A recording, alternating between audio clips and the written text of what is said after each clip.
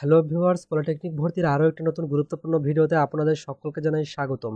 তো viewers, polytechnic ভর্তির মাইগ্রেশনের result পরিবর্তন হলে আপনারা কি করবেন, বা মাইগ্রেশনে যাদের মন মতন পলিটেকনিক পাননি তারা কি করবেন, এছাড়াও মাইগ্রেশন বিষয়ক আরও নতুন নতুন গুরুত্বপূর্ণ তথ্য নিয়ে এই ভিডিওতে আলোচনা করব। তবে আলোচনার শুরুতে বলতে চাই, আপনারা যদি আমাদের এই চ্যানেলে নতুন দর্শক হয়ে থাকেন তাহলে পলিটেকনিক ভর্তির আরও গুরুত্বপূর্ণ তথ্য পেতে চাইলে চ্যানেলটি সাবস্ক্রাইব করে পাশে থাকা বেল বাটনটি প্রেস করে দেবেন।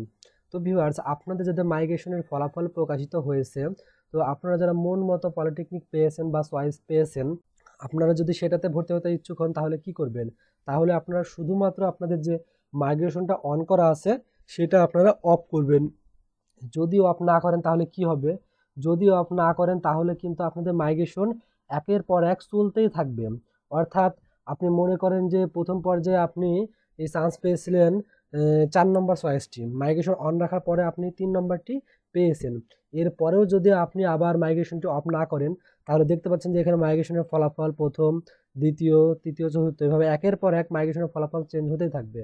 তো মনে করুন যে আপনি এখন 3 নম্বরটি পেয়েছেন, আপনি প্রথম মাইগ্রেশনের ফলাফল প্রকাশিত হয়েছে, এরপরেও যদি আপনি মাইগ্রেশন আবার অন রাখেন তাহলে কিন্তু আপনারটা যদি রেজাল্ট ভালো থাকে তো আপনার হয়তো বা তারও আগের চয়েসটি আপনি পেয়ে যেতে পারেন। মাইগ্রেশন কিন্তু কখনোই নিচের দিকে যাবে না। আপনি যদি 3 নম্বরটি পেয়ে থাকেন তাহলে 2 নম্বরটি আসতে পারে, নয়তো বা 3 নম্বরটিতেই থাকবে, এমনটা। তো যাই হোক, আপনি বর্তমানে যেটা পেয়েছেন সেটাতে যদি ভর্তি হতে ইচ্ছুক হন তাহলে আপনি মাইগ্রেশনটি অফ করে দিবেন।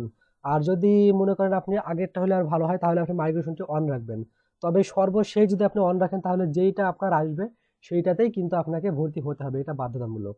এবার কথা হচ্ছে, মাইগ্রেশনে যদি দ্বিতীয়, তৃতীয় বা চতুর্থ পর্যায়ে আপনার রেজাল্ট আসে তাহলে কি আপনি আবার নিশ্চয়ন করবেন? না ভিউয়ার্স, এখানে কিন্তু বলে দিয়েছে যে সর্বশেষে উল্লেখ্য যে কোনো পর্যায়ে মাইগ্রেশনে নতুন করে নিশ্চয়নের প্রয়োজন নেই। অর্থাৎ আপনার নিশ্চয়ন একবার করলে হয়, নিশ্চয়ন বারবার করার কোনো প্রয়োজন নেই।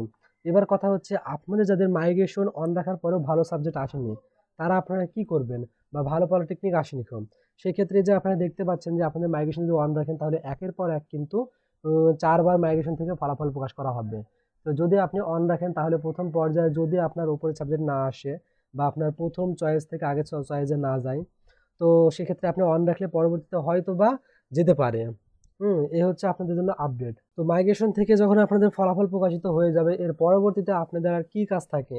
মাইগ্রেশন থেকে ফলাফল প্রকাশের সর্বশেষ মানে কি মাইগ্রেশন কমপ্লিট করার পরে আপনাদের কাজ হচ্ছে যে কলেজ ভর্তি হওয়া, এর মধ্যে আর কোনো কাজ নেই তো কলেজ ভর্তি কবে থেকে শুরু হবে, কি কি লাগবে সেই বিষয়ে আমাদের চ্যানেলে ভিডিও আপলোড করা আছে।